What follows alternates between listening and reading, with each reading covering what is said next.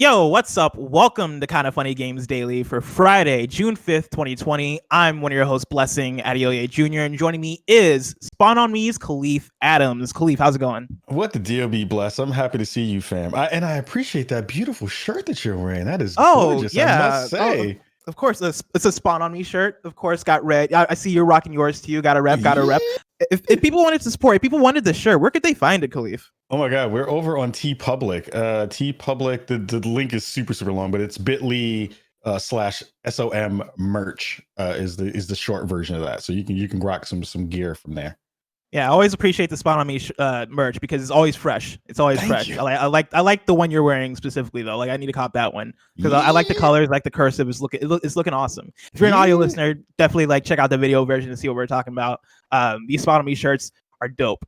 Kahlief, before we even started this show, me and you started talking about grits. Yes. Because I forget who brought it up. It might have been me or it might have been Kevin that brought it up. Grits for me has been a thing that I've been eating recently as like a way. I was telling you like. In the morning, it's hard for me to like really get my body motivated for like a meal, right? Yeah. So like grits recently has been the thing where it's like, all right, grits, not too much, not too little. It'll keep me leveled for the day or for the morning, I should say. You were telling me that you have some recipes, you have some like secret sauces when it comes to grits. So the folks at home who don't know what grits are, because I think there may be some folks in the community who may not know what grits are. So basically, it's like if you've ever had cream of wheat, which is another version of that kind of layer of stuff. Grits is basically a hominy husk, and then that basically is a grain, and then that kind of gets mushed down into almost a kind of oatmeal like paste, which is fantastic and really good. It doesn't really taste like anything until you add seasoning to it, like most things. But my move has been my grandma used to eat sardines in a can, and this kind of sardine and tomato sauce in a can, and she would add that to her grits as a thing. There's a huge controversial conversation in the Black community about do you put sugar in your grits or do you not put sugar in your grits? So that's a whole nother conversation. Where do you lie in the conversation? I am not a sugar in the grits person. Like I know people who put sugar in their tomato sauce when they do that stuff too. I'm just like, it's weird. I don't like it. I like the acidity that you get in the actual tomato sauce, so I don't like the sweet. So I don't put sugar in my grits. But what I do put in my grits is Parmesan cheese. Parmesan cheese, butter, and in your grits is the way to go. That will set you straight for a long time. I'm gonna start doing that because like I've been eating grits plain. There's like whatever. So I live with Kevin's sister. Kevin's sister brought home like a big old box of grits, and she was like, "Hey, I'm gonna give you some." And that's how I started getting into grits recently. Yeah. And they have like different flavors to them, right? Like there's like the original just plain flavor. There's like a butter flavor. There's a cheddar cheese flavor, which I've not tried yet because I don't know how I feel about that, given what I've tasted of grits so far. Cheesy grits is a thing, though. Cheesy grits is definitely a thing. Is it a good thing? I mean, it depends on who makes it, and it depends on what kind of cheese. Like I've seen people put in. I'm not a fan of American cheese at all. Like American cheese is the devil, so I don't understand why people eat American cheese because it's like that's science. Slow down. All right, slow down. We're saying a lot American cheese is terrible. American cheese has some uses though. Absolutely, right? Like it's the right time, right place kind of thing. Come on. No. The American cheese is good in only one way, and that's only if you make it with a grilled cheese sandwich, and that's kind of not even the best way to make a grilled cheese sandwich. I would just say no. Come on. That's like the most basic. Like you want to start to learn cooking. Here's a grilled cheese sandwich, and it'll change your life. Butter both sides of the bread. That's like if you had filet mignon and you put a Kraft slice on it. That's terrible. Don't do that. Don't do that to the people. Don't do that to your belly. Don't do that to the people. That's un-American. American cheese is un-American. That's what I'll say. What are your views on nacho cheese? On nacho cheese? I'm talking about the stuff you get at 7-Eleven. You press the button and it all flops down. Yeah. I mean, that depends on how much bubble guts I want. It depends on how fast I want to go to the bathroom. Is if I use that kind of cheese. It's okay. It's okay. It's all right. It's okay. It's all right. So, Kahlief, a question I've been asking hosts this week, and I asked you this question when you were on Tuesday. So how's the last week been for you? I know since Tuesday, things have happened as far as like guesting on shows, and I've seen the reception to Spawn on Me grow and evolve over how the week has gone. Yeah. Have you seen any like change this week, or have you seen anything this week as far as like how things have gone since Tuesday that you want to highlight? It has been madness, and I have to give a huge shout out to all the best friends in the community for bigging us up and sharing us out and giving us love, because no joke, the support that you've all shown to us as a show over the years has been fantastic, but this week especially has been unreasonably dope. I was just on IGN's podcast Unlocked, which was fantastic. I'm going to be doing a charity stream with you a little bit later on today, Yeah, so that's going to be fantastic for US Gamer. I just saw a minute ago, shout out to Emmett Watkins from the KFBF crew, who magically got us a shout out on Death, Sex, and Money from NPR, really? Which is nuts. That's awesome. You got a huge shout out in that episode, actually. So we got to get that to you. But yeah, like my Twitter following has like quadrupled. You know, we hit crazy numbers on there. We just did a stream last night on the front page of Twitch that almost had 13,000 people viewing it. It's awesome. Been madness, and it's been the best madness that you could have. So again, thank you to everybody who's like repping with us and continue to share the show out, and that especially that episode. Yeah, I'm feeling really, really happy, and a lot of the hard work feels like it's paying off in big ways. So again, thank you to everybody for rocking with us super hard. Yeah, shout out to everybody for that. And I've been talking about this on quite a few shows this week, and my main thing is I hope to see this continue, right? Like I hope this isn't a conversation that ever stops. I hope this conversation is ongoing for people that are outside of the Black community, right? Because this is a conversation as far as how Black people are treated, whether it's within our industries or just on the streets in general, right? Like that's a conversation that's been ongoing for us forever, but it's nice to see that conversation happening on a larger scale, and I hope that conversation doesn't stop on that larger scale, right? Like I hope this is a thing that continues. I agree. And one of the things I wanted to note really quickly was it was really nice to see there's been, again, this conversation around Black content creators and, Blackness in all these media spaces and Blackness in general, again, has been something that we've been talking about. But I think what I saw yesterday on I Am Brandon TV's channel, if you're not following Brandon Stennis, you're missing out on one of the best Black creators on Twitch. There was a fantastic, really, really raw and emotional conversation that he had with some other really big Black streamers, with Professor Broman, who has been big for a very long time in this space. And it was one of the things that I hope to have come out of all this was to see that cross collaborative effort between channels and between communities and all that stuff happen. So I have to give everybody in that crew a really huge amount of love for that, because that's exactly what we hoped the show that we did would spark. And really quickly, I have to give you massive amounts of love. I saw Greg give you love on Twitter this morning. I love you. When we first met, I told you that you were the future of this shit. Ooh, this future of this stuff. And I mean, you can cuss on the show. As much as you want. I forget where I'm at. I forget where I'm at sometimes. I'm like, oh yeah, we're here. We can cuss. Greg Miller hosts this show. You can cuss. You're fine. That's true. But I told you you're the future of this thing, and I continue to say that. And it's been so really wonderful to see you take the reins and do so many wonderful things and get the love that you deserve. So like that to me, again, part of all this is to see people I love and people who are doing fantastic work grow and get better at the stuff that they do. So again, like thanks, massive love to you, fam, for continuing to knock the stuff out. I appreciate that so much. Kahlief, this is Kind of Funny Games Daily. This is a show about video games. So let's talk about a new Halo, Call of Duty taking an even stronger stance against racism and more, because this is Kind of Funny Games Daily each and every weekday at 10 a.m. live right here on twitch.tv/kindoffunnygames. We run you through the nerdy news you need to know about. If you're watching live, you can correct us when we get stuff wrong by going to kindoffunny.com/you're wrong. If you don't want to watch live, you can watch later on youtube.com/kindoffunnygames, roosterteeth.com, or you can listen later on podcast services around the globe by searching for Kind of Funny Games Daily. To be a part of the show, head to patreon.com/kindoffunnygames, where bronze members or above get to write in, and silver members or above get the show ad-free with the exclusive daily post show. Housekeeping. I've been making the rounds this week.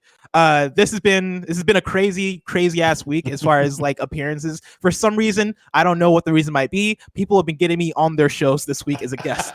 I don't know why. I don't know why people are reaching out to me specifically, but for some reason, I've been on a million things, and so I want to lay it all out since we're at the end of the week.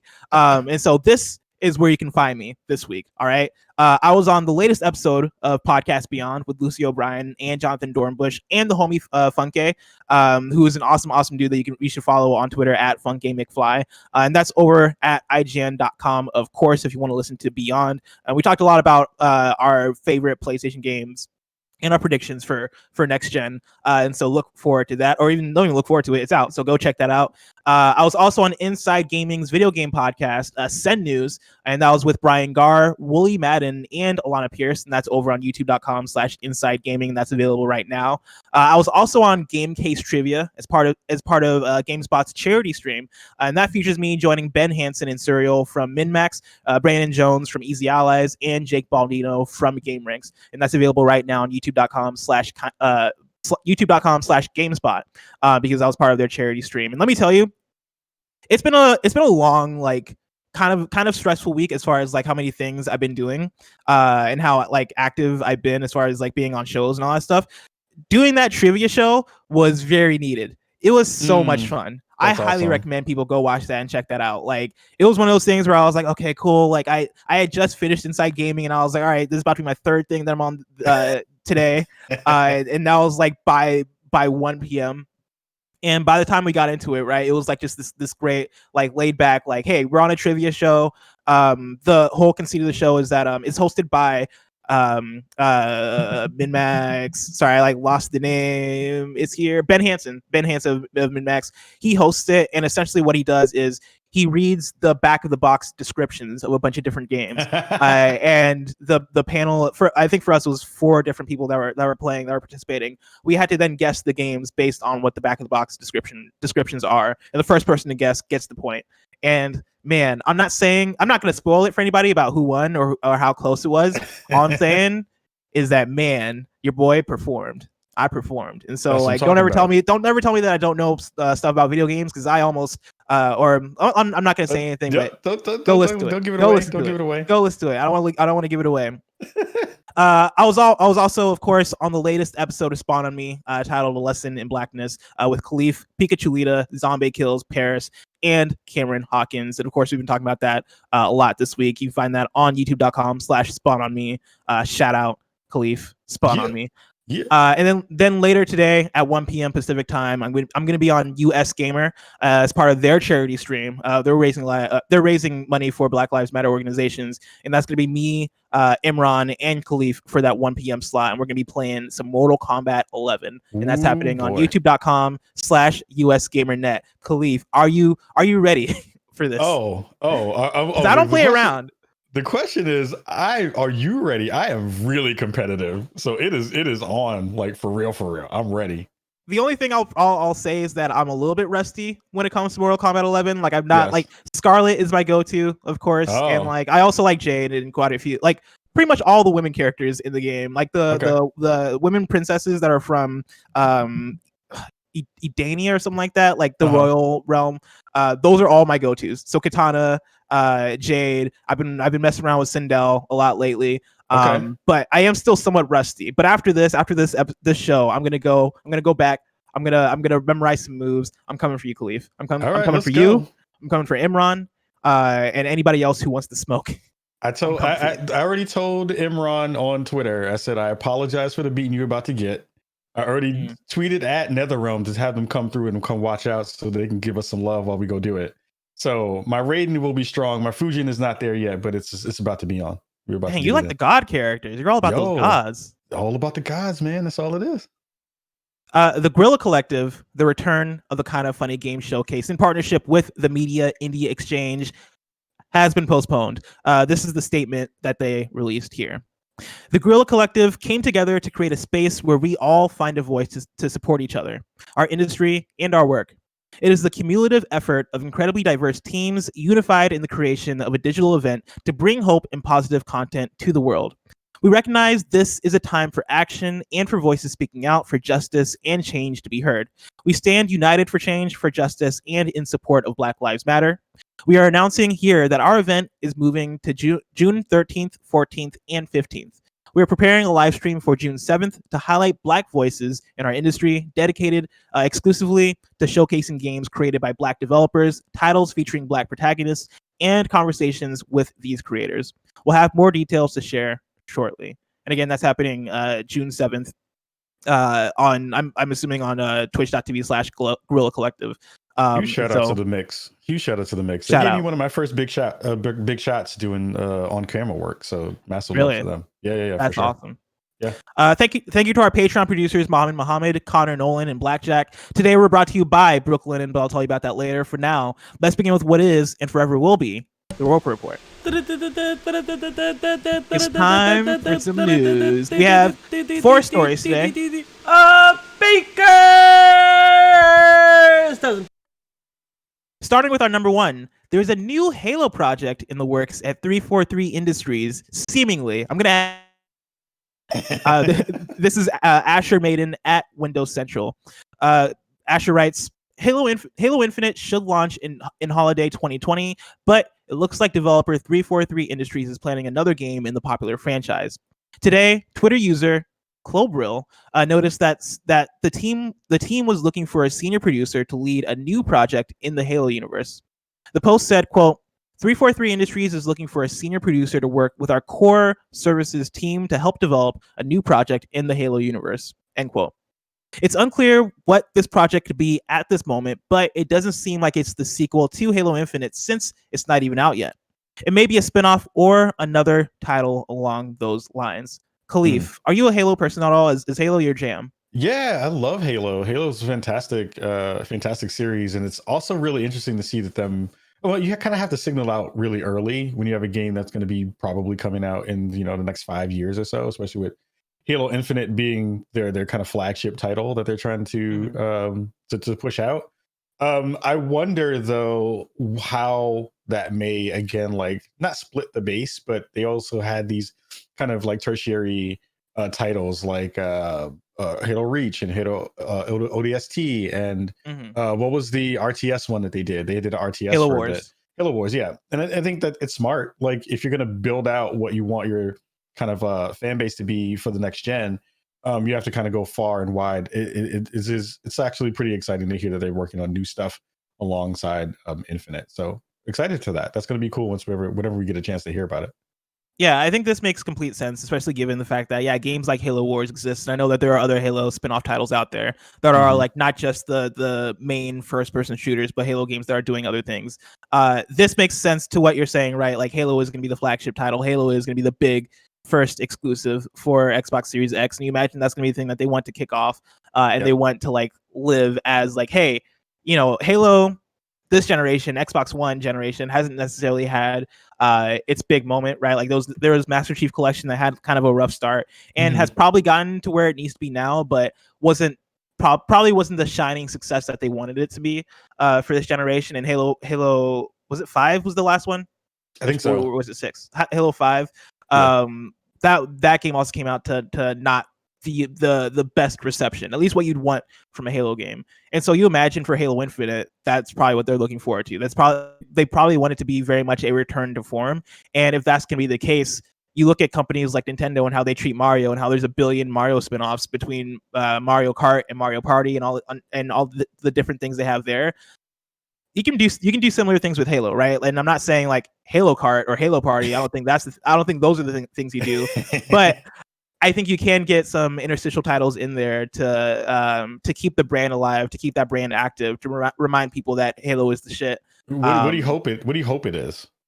I mean, I have no hopes personally because I'm not really deep into Halo. Like Halo's has historically not been my jam. That was actually gonna be my question for you. Is like, do you have any hopes as far as what this title could be? I want them to go real wacky. I want them to do like Halo Beach Volleyball, like DOA did, or like Rockstar did. Do Halo Table Tennis. That would be real dope. Oh my god! I want them to do that game and make that thing. I mean, I honestly want it to be something that feels really smart. It may be even like what you saw with the Gears franchise, where they did Gears Pop. It might be like Halo Pop or something like that. Something in that respect. Who knows? It might not even be specifically console or PC. Maybe it's did they say if it's not going to be a mobile title?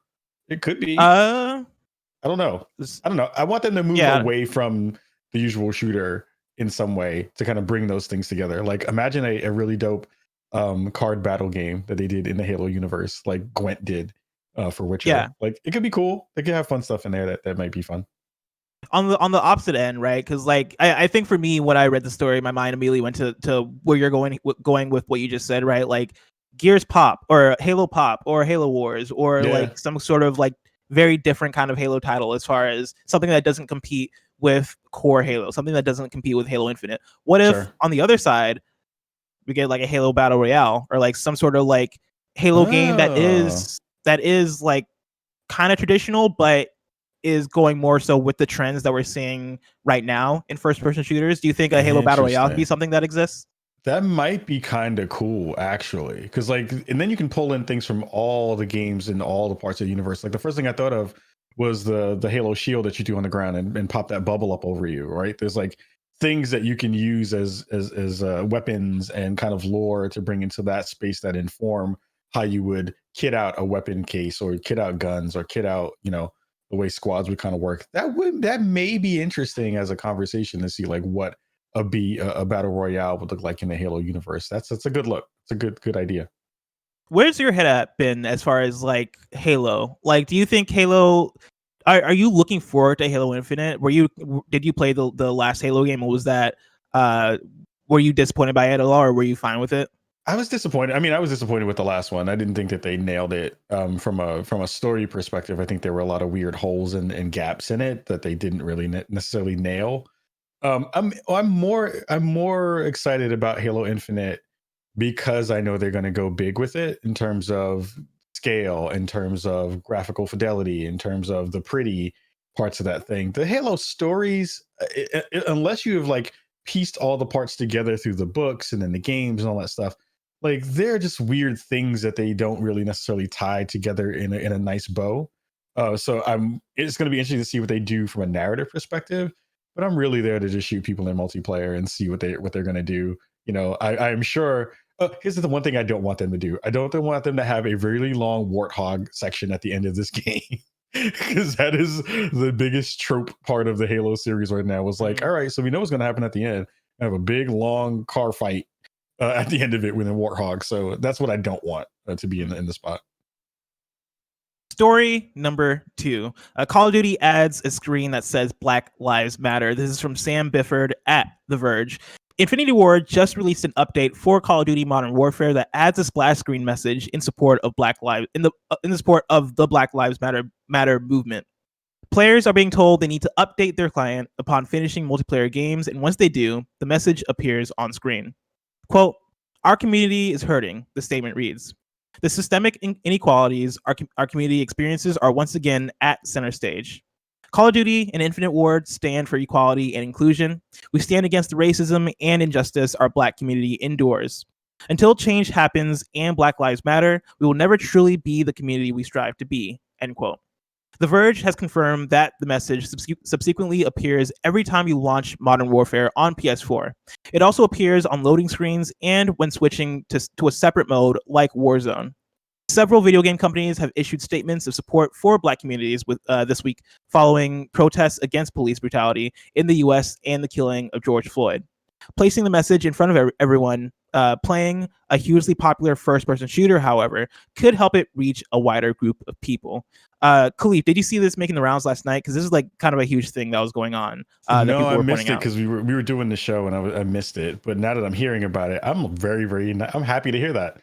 That's good news. Put that politics in front of everyone's faces. If you can throw up quotes from General MacArthur, you can put up a Black Lives Matter quote, Black Lives Matter message there. It also makes me wonder if every time I'm updating shaders, if that's what we're actually doing, we're uploading Blackness to Modern Warfare, because you have to do it every time you load that game on PC. So updating shaders to me means updating Blackness to it. That's awesome.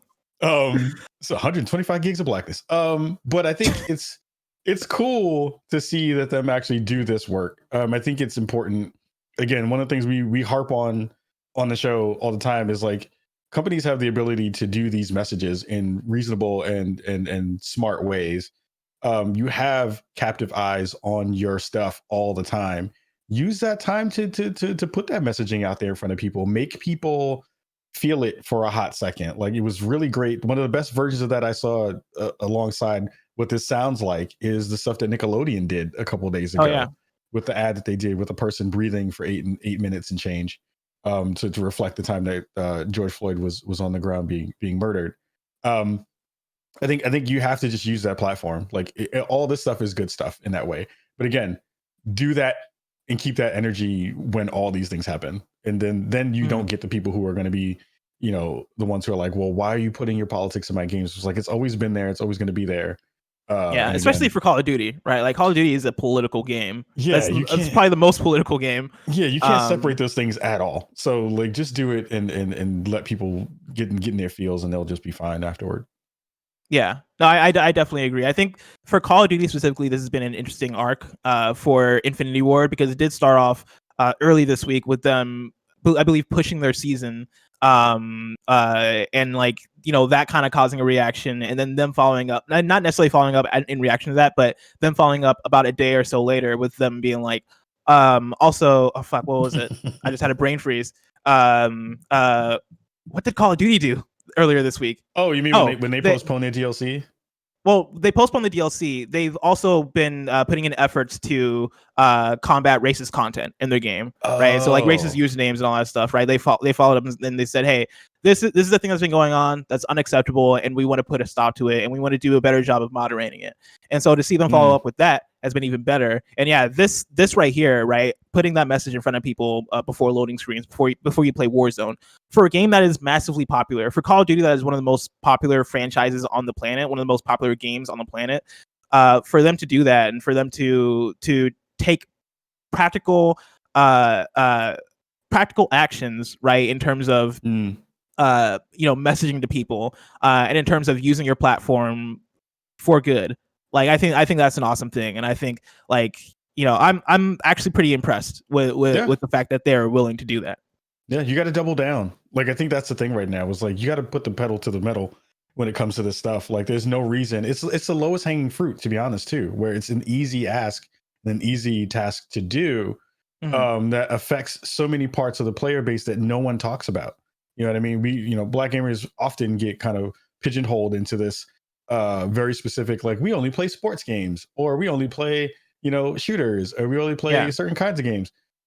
You gotta like broaden out the base by having these conversations and letting the people who do play your stuff, feel the feelings that they have, and also kind of let people know that they have an ally in the company. So that's good. That's good stuff. Speaking of Activision, story number 3, Activision's shareholders think CEO Bobby Kotick is paid too much. This is from Sherif Saed at VG24/7. A number of Activision Blizzard shareholders have expressed concerns over CEO Bobby Kotick's big compensation package. In a filing with the U.S. Securities and Exchange Commission, 2 proxy voting advisory firms represented by the CTW Investment Group have advised shareholders to vote against giving Activision complete say over how much the CEO Bobby Kotick is paid. In fact, the investment group has consistently asked for this, but seemingly never managed to get enough votes. Activision will hold its annual shareholders meeting on June 11th, where management will preview the say on pay proposal.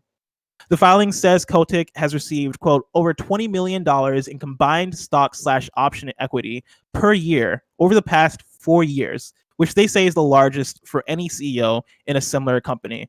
And so to put context to that, right, that's $80 million within the last 4 years for Bobby Kotick.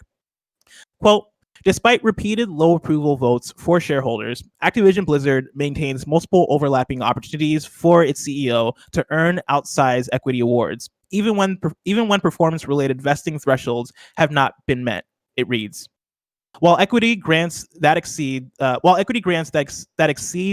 total pay of peer companies would be objectionable in most circumstances, it is of special concern in this case because Activision Blizzard employees face job insecurity following layoffs of 800 employees in 2019, and typically earn less than 1/3 of 1% of the CEO's earnings, with some employees, such as junior developers, making less than $40,000 a year while living in high-cost areas such as Southern California, end quote. Activision defended Kotick's compensation package in a statement to GameSpot, arguing that Activision Blizzard's market value has ballooned under Kotick. Kahlief, a lot going on here, but Bobby Kotick is making that fat check, and the system isn't happy about it. What's your reaction to all this? Bobby Kotick is the James Dolan of gaming in a lot of weird ways. And if you're not familiar who James Dolan is, he's the person who's basically tanked the Knicks for decades. The problem is that the it's hard to pull someone out of a position like that when, like they said, he's ballooned the amount of money that franchise has made over the past couple of years. But the problem is in that last statement, on that last paragraph, is the part that actually matters, where the discrepancy between the CEOs and the employees is so large, it's so huge. It's the reason why you see the conversation around unionization being really high in the space. Developers, again, not necessarily being compensated the ways that you would expect them to with the amount of money that the games bring in. That conversation is going to be, evergreen in that respect until that actually changes. Mm-hmm. It's going to be curious to see from a consumer perspective. That's the thing I actually want to challenge people at home as well too, where you see this inequity happen in the space. We all love the games that we love. We love to play the things that we do. There are points in that ecosystem and in that space where we are kind of a part of the way things work in this, right? Like Bobby Kotick doesn't make all the money he makes if we don't buy the games that come out of his division and come out of his company. So it's a part of that conversation too, of how do we as consumers think about the effect that we have in all of this working. But I don't, like he's making crazy amounts of dough. Like I wonder also at that point and at that level, what do you actually do? Like no one really makes that kind of money because of the things they actually do. Of course, stocks and all those things are in your compensation, and all those things, are a part of the ecosystem there too. But from a like work to effort to money, translation, like no one does $80 million of work for anything. Like no one ever has, you know what I mean? So it's curious to hear, what the stakeholders are going to wind up doing. Like, I don't think they could pull a coup and pull him out at this point. Because either way he'd still win, because he'd get a compensation package on the way out. So, it's kind of hard to see him losing in any of this stuff going forward. So we'll see. It's an interesting kind of story though. Yeah, like the big thing that's kind of a red flag for me, right, is where the quote reads, right? It is of special concern in this case because Activision Blizzard's employees face job insecurity following layoffs of 800 employees in 2019, who typically earn less than 1/3 of 1% of the CEO's earnings, right? Like Bobby Kotick made $80 million in the last 4 years. Mm-hmm. To see like so many of the employees being either laid off or making less than $40,000 a year while living in Southern California, like that discrepancy is big, right? Like that's a big issue. And huge. Like, it's dope to see like Call of Duty is thriving. It's dope to see that Call of Duty, like the brand is quote ballooning under CEO Bobby Kotick, but at the same time, it's also Call of Duty, right? Like it's also the biggest brand on the planet, and I'm not here saying that like Bobby Kotick isn't like putting in work to make sure that it stays that way. Sure. But yeah, like to what you're saying, right? Like nobody really does $80 million of work, and like even if you want to keep that system in place, like when you're having such high layoffs, it's hard to justify that amount being made. Like you look at I believe it was Nintendo during the Wii U era where some higher ups took big pay cuts so that people at the company wouldn't be laid off, right? And I'm sure in some sense that is like a Japanese thing to do. Maybe that's more normalized in that culture, but even still, right? Like that seems right. Like that seems like the right direction. That seems like the right thing to do. And so yeah, this kind of reads is ridiculous to me, and it comes back to the video game industry still having a long way to go as far as improving workplace culture, improving what work conditions look like in terms of unionizing, in terms of workers having that security. Like there is a long way to go there, and this is kind of emblematic of that, right? Like this is kind of emblematic of the fact that like things aren't the way they should be, right? Like this shouldn't happen. I'm fine with people making a lot of money, but if that's happening while you're losing employees on this level, and while employees are not being paid what they should be paid, then there's an issue. Yeah, it's like, where's that money go? Like, where did that money go? You know what I mean? Like, if you're not paying your employees, well, then where's that money gone? That's the weird part of that. Yeah. Story number 4, and this is our final news story of the day. Looks like, yes, it's our final news story. Sony has been fined $3.5 million for misleading Australian consumers. And to your question of where does that money go? This is from Jordan Oloman at IGN. Legal fees. Who says, exactly. Who writes, Sony Europe, which controls Sony's operations in Australia, has been fined 3.5 million Australian dollars. I was gonna say Australian US dollars, but I was like, that doesn't make sense. Australian dollars for misleading Australian consumers over its refund policy. The company has been ordered to pay this amount in penalties for making false and misleading representations regarding Australian consumer law rights. The court case that led to the settlement involved a series of consumers who contacted Sony over a game they deemed faulty. They were refused refunds for two reasons. The game was purchased digitally, and it had been 14 days since they made the purchase. These responses from Sony do not align with Australian consumer law, so the case went to court. Another breach of ACL came as Sony told a consumer that it could not provide a refund unless the game developer authorized it, and told another that the refund would have to be issued using digital currency only usable on the PS Store, the PlayStation Store. Quote, consumer guarantee rights do not expire after a digital product has been downloaded and certainly do not disappear after 14 days or any other arbitrary date claimed by a game store or developer, reads a statement from Rod Sims, chair of the ACCC. Quote, what Sony told these consumers was false and does not reflect the consumer guarantee rights afforded to Australian consumers, end quote. According to the release from the ACCC, Sony Europe's terms of service implied that users, quote, did not have consumer guarantee rights regarding the quality, functionality, completeness, accuracy, or performance of their purchased digital games, end quote, between October 2017 and May 2019. So this is one of those ones. This is one of those stories where I don't really have a take on it. Like it seems like everything happened the way it should happen, right? Like yeah. You don't like Sony violates guidelines in Australia, right? Like doesn't give people the refunds that they should be getting based on those guidelines, and yeah, it gets fined the way it should happen.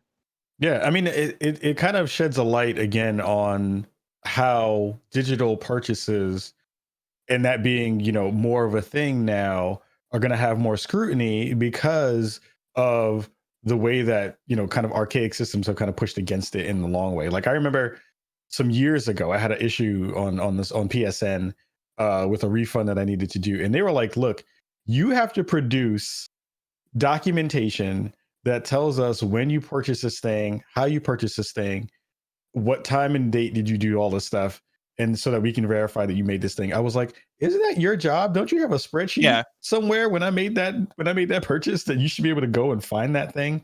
It took me hours and hours to like go through my PSN purchases through a really bad back end to find out what some of that stuff was. I think we see really, really good examples of how companies are doing some of that work that people can kind of mess around with and use for nefarious reasons, like Steam, where you can refund a thing basically if you played it, you know, less than 10 hours or something like that. I forgot what the actual number was, but you know, I think this is going to be the part where consumers have to use their power, which I'm happy to see that these consumers did, is bring up the fact that an inequality happened or something that was wrong happened, and then use your voice to buck against that. Because I think, again, we're checking the systems in a lot of ways where we're saying, look, this thing that you've made and you've produced for us and you've made for us to be able to get the things that we want, you have flaws in it. Let me tell you what these flaws are. And then we can hopefully get that system to be better. Sadly, it wound up being a $3.5 million or Australian dollar lawsuit, which is how many Bobby Kotick dollars? I don't know. We have to figure out how much that is and translates. But yeah. But again, like this is, again, use your wallet, like as a consumer, understand the power that you have as a consumer to fix the things that are actually wrong in the space. So good on them. I'm happy they did that. That's really smart. Kahlief, I'm very curious to see how Sony continues to grow and how refund policies in video game companies with digital purchases continues to grow. But that future is probably so far away. If I wanted to know what is coming to mom and pop shops today, where would I look? It would be, if I could find it on a sheet. It's there. It's in the yellow. I got to highlight it. Oh, yeah, that part right there. The official list of upcoming software across each and every platform is listed by the Kind of Funny Games Daily Show, hosts each and every weekday. Yeah. out today, we got Out Buddies DX for Xbox One, The Outer Worlds for Switch, which I've been hearing a lot of things about. It seems like that game doesn't look that great on Switch or run that great on Switch. And so beware of that one. Maybe look up a video before you make your purchasing decision. Cyber Protocol is out on Xbox One and PC. Strawberry Vinegar is out on Switch. We Were Here Together is out on Xbox One. Chio in the Castle of Lucio for Xbox One. Rigid Force Redux is out today for Xbox One and Switch. Clubhouse Games 51 Worldwide Classics is out today on Switch. And let me tell you, man, I have that game downloaded on my Switch. I'm very excited to play it. Ooh, are you familiar with Clubhouse Games? No, so what is it? Do you remember We Play from the Wii? Yeah. So think We Play, but it's like instead of like however many games are in that, like 10, it's 51. And it's like a bunch of board games that right? Like it's like chess and like solitaire and like a bunch of those games, but also like they have bowling and they have tanks and they have like an action figure fighting game, and like basically there's 51 games that like range from like very classic like board games that we all know and love to like unique like Nintendo Wii like fun little mini games. So yeah, it's essentially like the evolution of Wii Play, and I'm really excited to check it out because one, I love Wii Play, two, I love the classic board games, and three, like this looks like my jam. Kevin, what is this here? Is this is this Clubhouse game? Is this not what you're talking about? No, I don't think it is. All 51 games in Clubhouse Games. 51's World Class. Oh, maybe this is just one of the games in it. Yeah, it should be. This is a long video of 51 games. Okay. Oh, yeah. dope. No, Game Explain. This is it. Yeah. And so yeah, like you have Connect 4, which they call 4 in a row because, or Connect between 3 and 4. You're right. Oh, I'm copping this. I'm copping between this. 3 and 5. I'm copping this for sure. I love stuff like this. Yeah, so just a bunch of different board games. And I'm really excited to play it because I need this right now. That's great. Okay, yeah, I'm on board. I love stuff like that. It's stupid, but I love stuff like that. Yeah. Yeah. So I'm hyped for that. We also got Command. What was that? What's that? I just add a little shooting game. Oh, yeah. See, yeah, this is my jam. This is great couch co-op stuff too. This is like stuff that you can play and mess around. Okay. I love it. You know what my favorite We Play game was? There was like a game where you essentially have to stack ice cream or like stack things. I can't remember if it was just ice cream or if it was multiple things, but like it was like a stacking game, and you'd play as your me, and like things would get more and more and more ridiculous as things went. I fucking love that game. That was my jam. That's dope. Command and Conquer Remastered Collection is out today for PC. Night Squad for Switch. They Came from the Sky for Switch. Bridge Strike for Switch. Pinball Lockdown for Switch.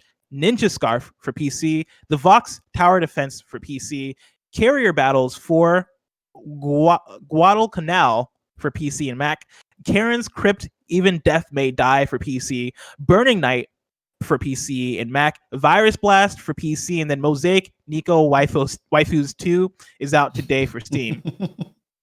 New dates: Kingdoms of Amalur Re-Reckoning is releasing on PS4, Xbox One, and PC on August 18th, 2020. Now it's time for reader mail. You can write into patreon.com/kindoffunnygames where you can get the show ad free. And speaking of ads, this episode of Kind of Funny Games Daily is brought to you by Brooklinen. Did you know that making small changes to your everyday life can lead to huge positive changes to your lifestyle? The right towel turns a bathroom into a spa. The right loungewear turns function into luxury. The right bedding turns a bed into a retreat. You know Brooklinen as the internet's favorite sheets, but they're also home to bedding, loungewear, towels, and more with over 50,000 plus 5-star reviews and counting. Kind of Funny loves Brooklinen, their luxury products at a low price, and Tim loves the fact that you can get the right colors to match with his room. He also says that they're comfortable. You can always trust Tim Geddes. Brooklinen was the first direct-to-consumer bedding company. They work directly with manufacturers and directly with customers. No middlemen, just a great product and service. All luxury products without the luxury markup. Brooklinen.com is the perfect place to start making small changes that can make big differences. Brooklinen is so confident in their product that all their sheets, comforters, loungewear, towels, and towels come with a lifetime warranty. Go on, make yourself comfortable. Get 10% off your first order and free shipping when you use promo code GAMES only at brooklinen.com. Brooklinen, everything you need to live your most comfortable life. Kahlief. Yes, sir.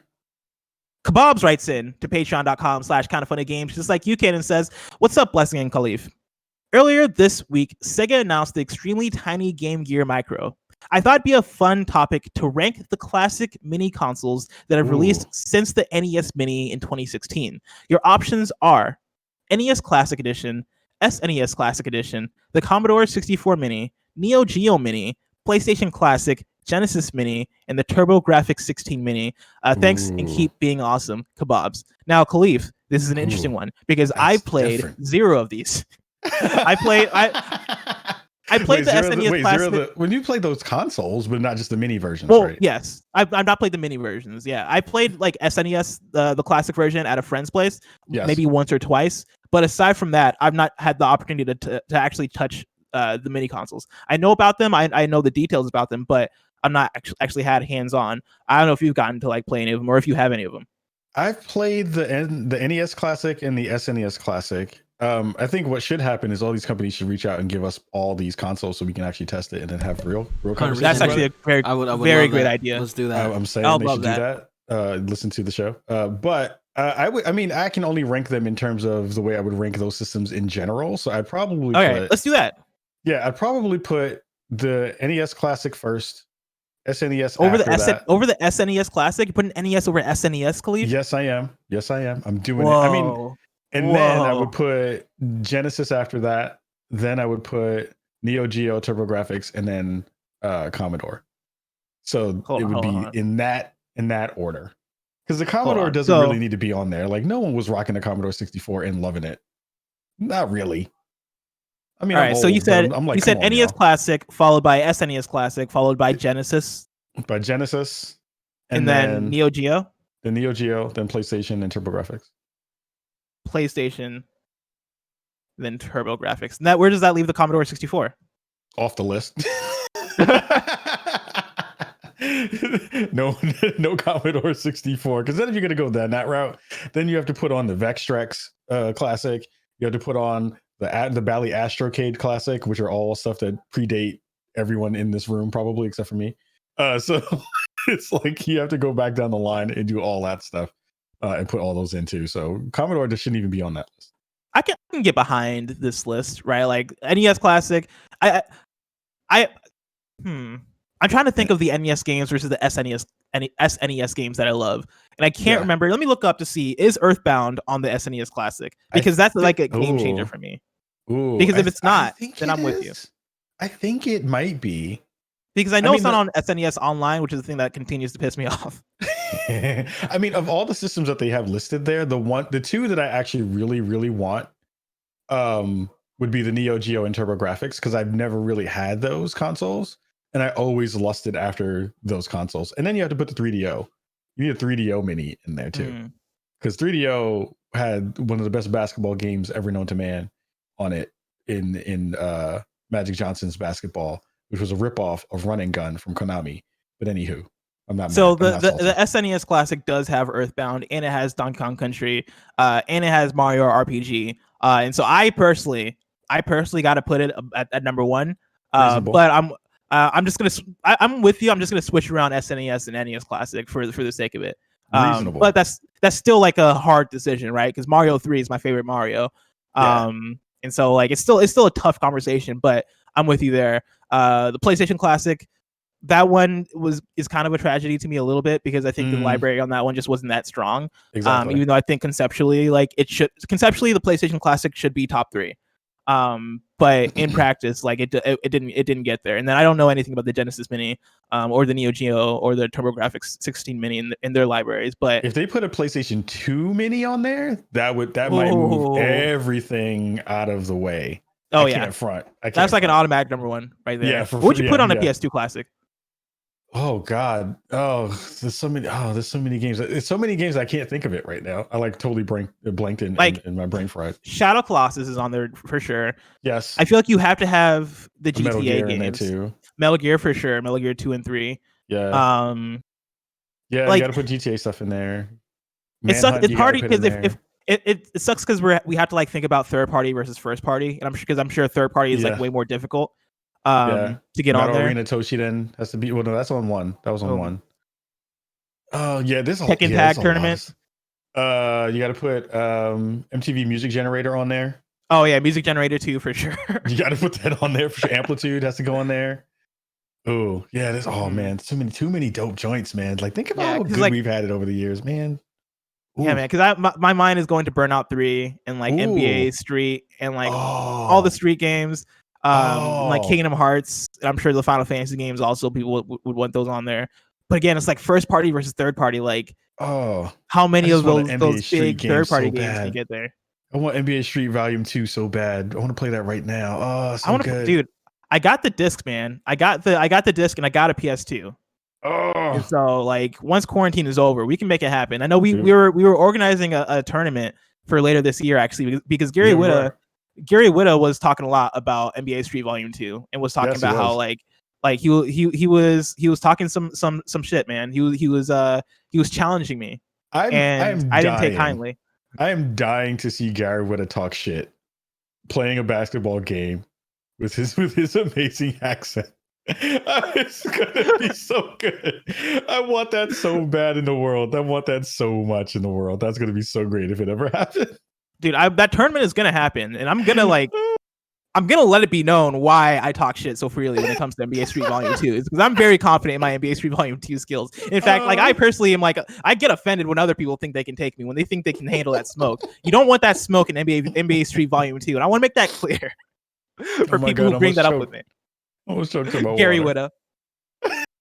Now it's time. You're gonna get animal crossed up. That's what you're gonna get. You're gonna get animal crossed up, son. Now it's time to squad up. Nanobiologist writes in with a squad up and says, with everything going on, we forgot one big birthday yesterday. Number 2 question submitter Frankfurtter turned a year older yesterday, and I just want to wish him a very happy belated birthday.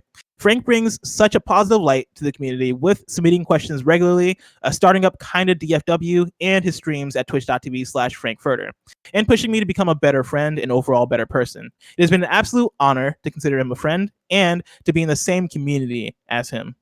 Thank you, Frank, for being a shining example of what a best friend could be. And again, a very happy belated birthday to you, buddy. And I echo that. Happy birthday, Frankfurter. Of course, like a lot of times in the show, we get a lot of the same question submitters because people write in every day. People are very consistent. Frankfurter is one of those people who's very consistent, writes in very good questions. Shout out to Frankfurter. Happy belated birthday. Hope you had a great time. Hope you had a great day. Hope you did something. Hope you celebrated. Word. Now it's time for one of them rotating segments. This whole week, I've been asking people to shout out a black voice in the industry that they want to highlight. And Kahlief, I know I asked you that earlier this week. I've not been able to actually speak on it myself. And so I'm going to turn this back around on me as far as like somebody who I like to shout out. I want to shout out the homie Rihanna Manuel, of course, of What's Good Games. Mm-hmm. Rihanna is somebody who I met through the Kinda Funny community in the Kinda Funny Facebook group. And it's actually like a pretty wild story because I met Rihanna years ago at this point, like maybe like 2017, 2016. And essentially like she wrote into the Kinda Funny Facebook group because she met her now boyfriend, through that group, because like they had like kind of like a misunderstanding. I think slid into news DMs to like apologize about saying something, and then that kind of flourished into something bigger. And then like they posted in the Kinda Funny Facebook group talking about how they met up and like they're in Seattle and hanging out and all this stuff. And I then commented on that saying like, oh, you guys are in Seattle, I'm also in Seattle, let's hang out. And that's how we met, and that's how we became best friends.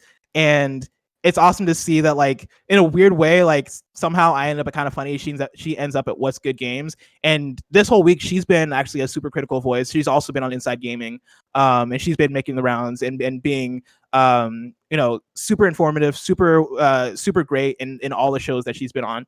And overall, like Rihanna, a very talented human being, right? Also works in the industry, killing it. And so I want to give a shout out to Rihanna because Rihanna is absolutely awesome. Love Ree. Ree is one of the best people on the planet, and anybody who says otherwise, I will sit on you. Don't ever talk stuff about Rihanna. I'll do it. The nanobiologist writes in again and says, "Hi, Bless and Ka. Bless, you've asked each guest who the audience should follow / stand out to them, but what about Black game developers? Are there any Black developers / development teams that stand out to you? Are there any games that are now made by Black creators that you highly recommend people pick up and play today? Thanks, the nanobiologist. And nanobiologist is an excellent question, and I have two specifically that I want to highlight. First, I want to highlight Treachery in Beatdown City by Sean Allen Alexander. I haven't gotten to play it yet. Kahlief, I don't know if you've gotten to check out Treachery in Beatdown City. It's very, very good. It's very, very good. Kevin, I have a trailer here. I think we played the trailer before on the show because it was part of Out Today on one of the episodes. But if you can pull up the trailer, Kahlief, what's the quick pitch on Treachery in Beatdown City? Think of it as like Double Dragon meets an RPG. So it's like you have these 3 characters you can swap out between. It's a 2D side scroller. And the cool parts about it is like if you think about the kind of normal Double Dragon gameplay, but you add into it the ability to have like real-time strategy, like a Final Fantasy VII in that way, where you stop time, you pick which moves you want to pick, and pick your defense moves, pick that stuff. And it's dope because it's like has a combo system. Like each character has different specific moves you can get. It's amazingly funny, especially if you're like from New York, because it's a New York-based dev. And it has a lot of references to New York, so it like makes me feel really excited to talk about that. But it is really fantastic. I think one of the best parts that people will not necessarily think about when you play a game like this is the writing is really, really strong. And I played it on stream for like 6 hours the other day, like a couple weeks ago. And every time I got to a new splash screen, it was like really, really cool. So mad shout out to Sean. I have a whole bunch of love for him. He's one of the reasons why I'm even in this industry. So anything that he does, I'm gonna rep super hard. So Kevin, is what you're doing right now, is that showing up on stream? It is. I wanted to make it a little smaller. God, I flipped it totally. All right. Kevin has been the master of production today. Oh, he's been doing his thing. For audio listeners, as Kevin was showing the gameplay, he nailed everything. That's what happened, audio listeners. He killed it. He just killed it. He killed it. He absolutely every did time a great he knocks job. it out of the park. Oh, that's hilarious. Kevin, if there's a way we can play the second link with sound that I have that I'm about to talk about, that'd be awesome. So Davion Gooden is another Black developer who is making this game called She Dreams Elsewhere. And let me tell you, this game, I'm very excited about it. As somebody who's really into Earthbound and is somebody who loves Undertale, this game seems to be within the realm of those. Kevin, go ahead and play it. Play with the sound, because people need to hear the music and everything going on. Can you hear it? Again, we can hear it. Nice. She Dreams Elsewhere by Davion Gooden. So it has like you can hear the music, right? It's kind of like a lo-fi hip hop kind of thing going on. For audio listeners, right? Like it's like this top down, quirky looking. I forgot he was part of the Indie Mega Booth. But yeah, basically like a top down RPG within like the Undertale style, but like even more so, like I don't even know what to call it, like a Twilight-ish, like cool style to it. Like he is also one of those cats who I think of when I think of like where the future of gaming is gonna go. His stuff is really on point. Like I played the prologue, the demo, and it blew me away. So I'm really, really hyped for what this is gonna wind up being when he's done with it and when it's out. Yeah. All right, Kevin, you can take this down now. But She Dreams Elsewhere again is what it's called. Again, like the vibes are off the chain. So check that out. Now it's time for kindafunny.com/you're wrong, where you write in, let us know what we got wrong as we got it wrong. AJ says, Blessing said American cheese has its uses. There's only one use for American cheese, and that is the landfill. Yes, thank you, God. Bad opinion. Boo. I believe in you. Come, you tell me you don't like McDonald's with American cheese on there? Nah. That's what his booty butt McDonald's cheeks. Can't be your example when it comes to good food, Kevin. I love McDonald's, but it can't be an example of good food. It's not an example of good food. It's just an example of food that we all enjoy. Okay, I'll take that. Thank you. Nailbot says, I'm gonna applaud that myself. Oh my God, that's amazing! I never saw that before. That's so good. The only difference for the new Halo game is it's a new project in the Halo universe, says the nanobiologist. And I think that's clarifying of like, did they say what it is? While you're still looking for your wrongs, I just wanted to add to the nanobiologist part. Go to blackgamedevs.com. You'll find a whole list of folks there too. Oh yeah, that's good. That's a good shout out. I totally forgot to ask you if there are any black game devs that you wanted to shout out. Nah, no worries. Ariel Knight. Shout out to Ariel Knight, who's doing fantastic stuff on the Unity side of things too. Also, Kevin, you have to show me how you did that. Nanobiologist says regarding Bobby Kotick's paycheck, Activision Blizzard employees typically earn less than 1/3 of 1% of the CEO's earnings. And even if that is true, and I'm not downing it at all, the gamesindustry.biz article, I want to say, that I was reading earlier, definitely pointed out that like the bonuses Bobby Kotick was making was off the chain, more like was basically higher than like other companies of like the same ilk as Activision. Yeah. It's going to be interesting to see. And he was making that dough before it started to even really get reported out like this. So just think about how long he's been making cash in those ways. So something to think about. Nanobiologist, who's been killing it, also says regarding Wii U pay cuts, Nintendo CEO Satoru Iwata said he'll be taking a 50% pay cut for the next 5 months, with other executives slicing their salaries by 20 or 30%. And so that's what we referenced earlier when we were talking about that. And that looks like it's about it. Well, actually, Matt the Wob says you can refund a game on Steam if your playtime is less than 2 hours and it's less than 2 weeks from your purchase. Thank you. There you go. There you go. Next week's hosts are Monday is Tim and Greg. Tuesday is Imran and Fran. Wednesday is Greg and Gary. Thursday is Greg and me. And then Friday it's Greg and me again. We're back at it like a bad habit. Of course, this has been Kind of Funny Games Daily, each and every weekday at 10 a.m. live right here on twitch.tv. We run you through the nerdy news you need to know about. Before I even talk about how we have a Patreon post show after this, Kahlief, remind people where they can find you. You can find us on all podcast platforms. You can see us on youtube.com/spawnonme. You can watch us every Thursday evening, 7 p.m. PST at twitch.tv/spawnonme, and come watch us do our show live and in full effect. And we're always on Twitter at Kajakins, at spawnonme is where you can get up with me and tell me about how American cheese is terrible. So let me know. Oh man, he's going so hard on American cheese, and it's so American good. cheese is booty butt cheeks. Somebody else also in your on said that.